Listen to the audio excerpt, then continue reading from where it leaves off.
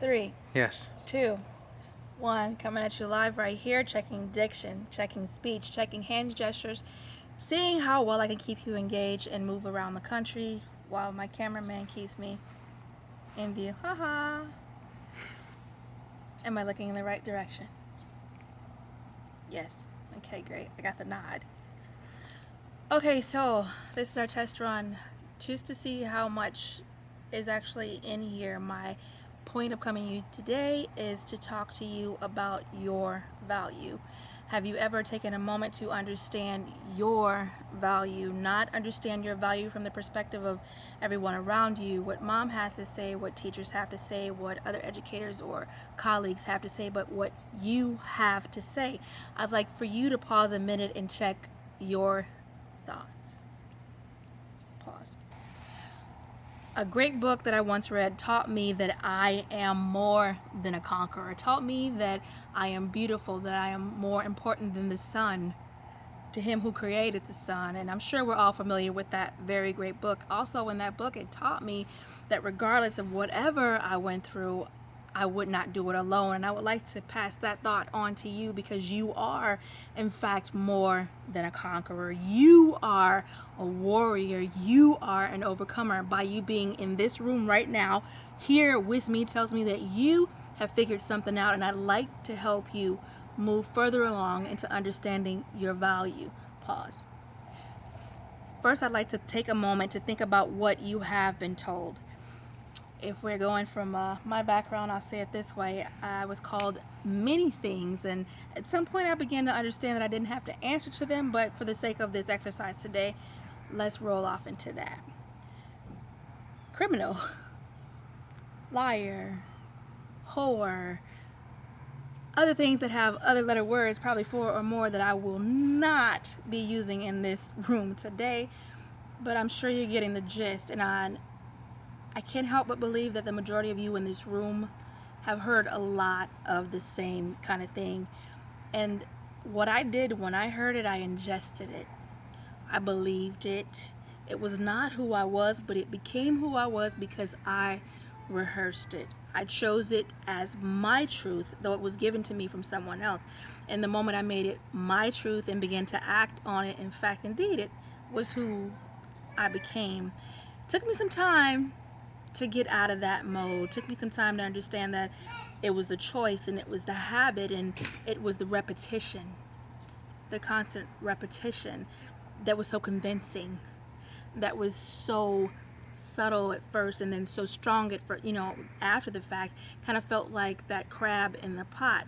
You put it in, turn the water up a little bit. The crab doesn't really know what's going on. He's still sitting there. Everything's good. Turn it up a little bit more, turn it up a little bit more. Well, you have a cooked crab. And that's kind of how I felt. I felt stuck in someone else's opinion. And I'm going to gather and guess that you feel stuck too. So what can we do to move forward from there in interest of time? I encourage you, pause. I'd like for you to decide who you want to be, who you believe you are. And if you're believing the negativity, if you're believing the false things that were said about you, or the convincing or the bad choices, that is not who you are. You are not an arrest record. You are not a rejected or defected or disregarded person. You are important. And I ask you to grab your pen and your paper and begin to just write yourself your love note. Write yourself who you are and who you want to become. And I encourage you to not do it lightly. Do not do it with the I'm just going to participate attitude. Don't do it that way because that'll waste your time and mine. And I'm particular about who I share my time with. So I encourage you to take it seriously. Because if you take it seriously, you will get a serious result. If you take it for play, then you'll get a playful result that will not last, that will not stand. But if you do the work, then you get the reward. Pause. So I'll give you just about 2 minutes to sit alone with your thoughts. Don't pay attention to the person next to you. Even if they know you and know your dirt, they still don't have a say in your choice. You get to choose in this moment, right now. I give you permission to choose for you. Do not let anyone else's story become your story. You create your own story. You write your own story. You own your own story. And anything that's already happened to you, whether you felt out of control, that it happened to you, take ownership. Let it happen through you. Own it. It's yours because it's a part of your story. And you decide which way you're going to handle it. You decide how to respond to it. You decide your perspective. And I give you permission if you need it, because you really don't need it from me, but if you need it, I give it to you. Take that 2 minutes, reach into you, write down your story. Pause. Okay, now that you've had your time to kind of fish into who you are and who you want to be, I would love it. I mean, I'm an engaging kind of person. I don't want to just sit here and talk to you. I'm sure you get that all the time. How about tell me? Engage with me. You get more out of it. I get more out of it. I'm here to learn from you as you are here to learn from me. So what did you come up with? What is it that you have decided to move from this day forward, this moment forward, and be? Pause. I encourage you not to just rest on your careers, because careers sometimes they tend to change, but I encourage you to focus on your values. So talk to me about that. Talk to me about your core values. What is it that you've chosen to believe? What is it that you've chosen to follow and enact? Where do you stand? Are you working to be more honest? Are you working to be more giving? Are you working to be less focused on yourself? Because that's basically how the world moves forward. Let me know your thoughts. What I want to do is help you build an impenetrable belief.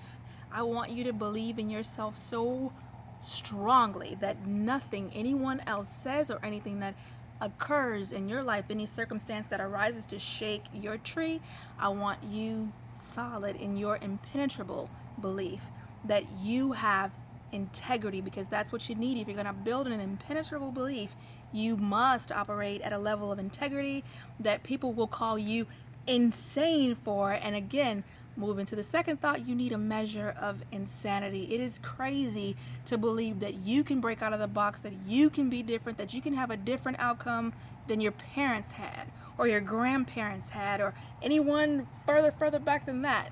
So the point being, you need that impenetrable belief in place.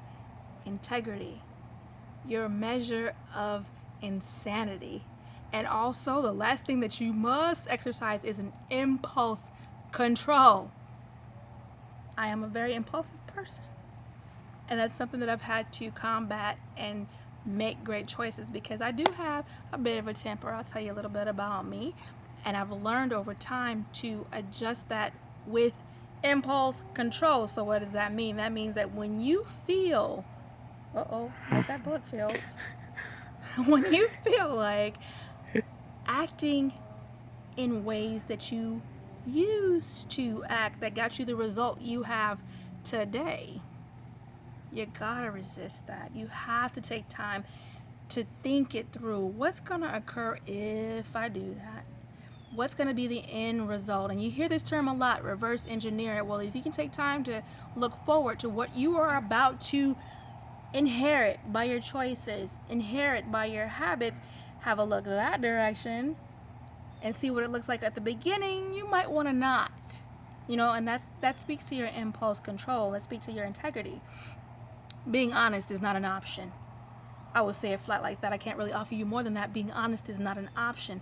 When you are handling a job, when you're doing anything, your work, your interactions, your relationships, if you handle it with integrity, they last. They are impenetrable.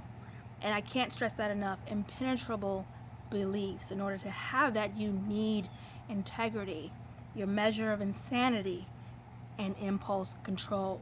Pause. Beautiful, beautiful clouds, please. There it is. Okay.